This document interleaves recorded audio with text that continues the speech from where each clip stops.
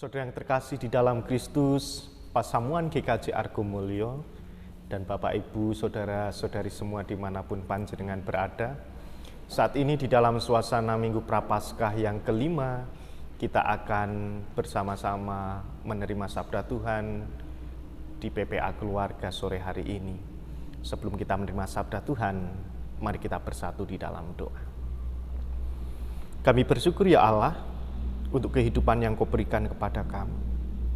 Di dalam suasana Minggu Prapaskah yang kelima ini, Tuhan tetap menyapa dan mengasihi kami melalui firman-Mu. Biarlah firman-Mu menjadi kekuatan di dalam kehidupan kami, untuk kami boleh menjadi saksi-Mu di tengah-tengah kehidupan ini. Terima kasih ya Allah, bersabdalah, karena kami siap untuk mendengarkan. Di dalam Kristus Sang Sumber Sabda yang hidup, kami berdoa. Amin. Firman Tuhan sore hari ini di dalam suasana Minggu Prapaskah yang kelima terambil di dalam Injil Yohanes pasal 19 ayat 30 yang demikian. Sesudah Yesus meminum anggur asam itu, berkatalah ia, "Sudah selesai." Lalu ia menundukkan kepalanya dan menyerahkan nyawanya. Demikianlah sabda Tuhan.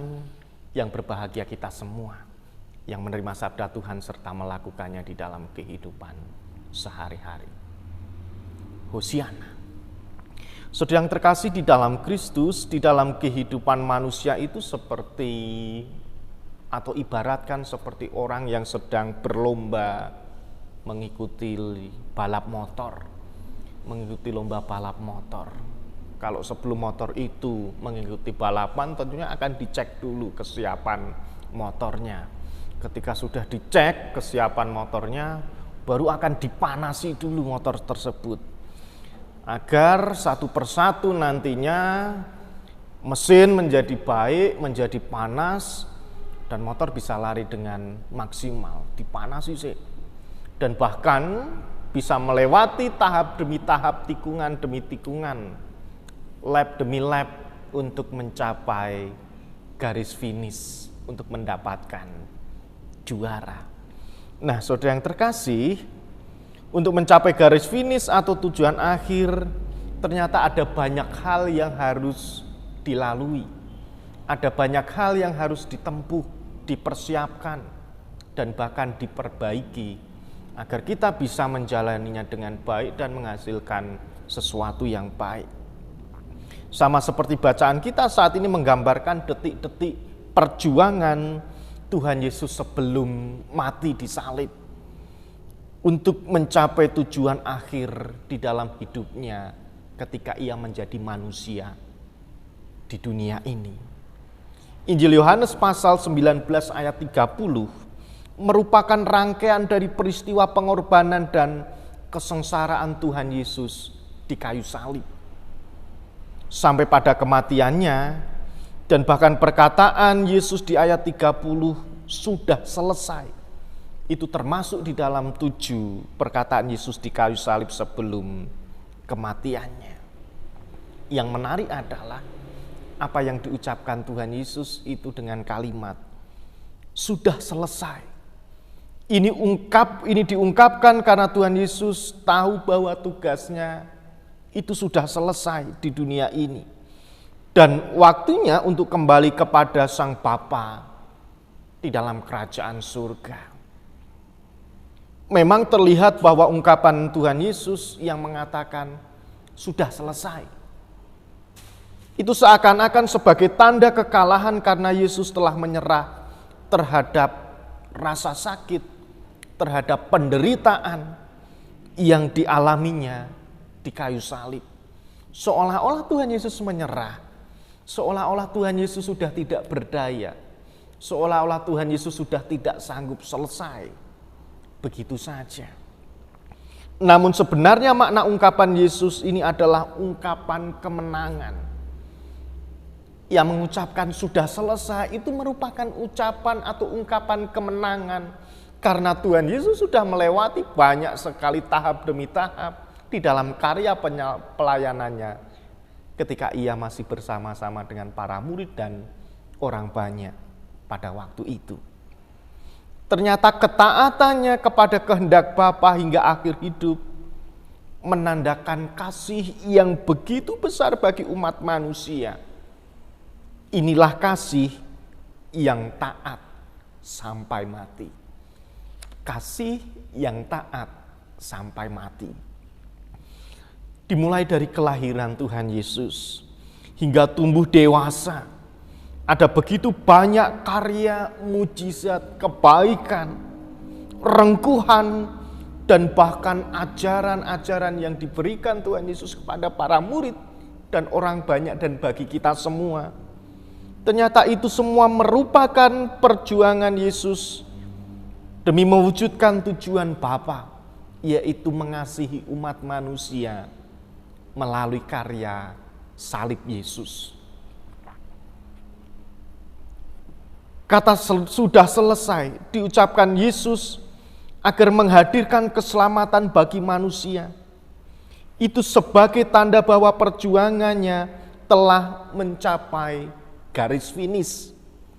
Karena setelah mengatakan itu, Yesus menundukkan kepalanya dan menyerahkan nyawanya. Nah, Bapak, Ibu, dan Saudara yang terkasih di dalam Kristus, berita ini menunjukkan bahwa kematian Yesus adalah kehidupan dan anugerah, keselamatan bagi manusia yang berdosa dan juga akan mendapatkan maut. Ini adalah anugerah keselamatan bagi manusia dari dosa dan maut. Ketika Tuhan Yesus sudah mengatakan selesai dan menyerahkan nyawanya. Itulah puncak karya Yesus bagi manusia. Dan akan dibuktikan melalui kebangkitan pada hari yang ketiga. Nah, saudara yang terkasih di dalam Kristus, melalui bacaan ini di dalam suasana Minggu Prapaskah yang kelima, seperti sebuah perlombaan balap motor tadi. Ternyata Tuhan Yesus telah berhasil melewati tikungan-tikungan yang begitu tajam, yaitu tikungan yang penuh dengan hambatan. Ada putaran-putaran yang sulit dalam balapan hingga mencapai garis finish. Tikungan penderitaan, tikungan penolakan, tikungan ejekan, tikungan rasa sakit yang dialami Tuhan Yesus ternyata mampu dilewatinya semua hingga ia mengatakan sudah selesai, mencapai garis finish. Dia harus dihujat, dia harus dihina, dan bahkan mengalami penganiayaan, bahkan diolok di atas salib. Tetapi Tuhan Yesus mampu dengan teguh dan tegar melewati setiap tahap demi tahap, situasi demi situasi yang sedang dialami. Yesus berhasil berjuang untuk menggenapi tujuannya hingga garis finish, yaitu memberikan keselamatan, bukti cinta kasih Tuhan bagi kita semua ini orang yang berdosa. Oleh sebab itu, Ibu, Bapak, dan Saudara yang terkasih, bagaimana sekarang dengan kehidupan kita? Pasti juga ada banyak tikungan masalah yang terjadi di dalam kehidupan kita, baik masalah di dalam keluarga, di dalam pelayanan di gereja, di pekerjaan, di lingkungan di mana kita berada, dan bahkan masalah-masalah percintaan, masalah-masalah pendidikan, dan masalah-masalah yang lain yang mungkin itu merupakan tikungan-tikungan kehidupan kita yang harus kita lewati dan tidak bisa kita tolak atau kita hindari. Apakah kita mau menyerah begitu saja? Kita mengatakan, wah, selesai, rampung. Tetapi selesai karena kita menyerah. Bukan selesai karena kita mencapai garis finish seperti Tuhan Yesus. Terkadang kita ini mengatakan selesai karena sudah tidak memiliki harapan secara manusiawi. Wes kentekan pangajeng-ajeng, kecalan pangajeng-ajeng. Kita mudah mengatakan selesai ketika ada masalah. Wes rampung Gusti, aku ra kuat. Selesai Tuhan, aku tidak sanggup. Wah, ra mungkin iki Gusti. Kata selesai yang pesimis, kata selesai yang penuh dengan ketidakpastian. Tetapi kita harus melakukan apa yang sudah Tuhan Yesus juga lakukan. Walaupun tikungan-tikungan penderitaan, masalah, cobaan itu terjadi. Ketika kita mengatakan sudah selesai itu karena kita sudah berhasil melewati semuanya itu dengan keteguhan iman dan tetap percaya kepada Tuhan.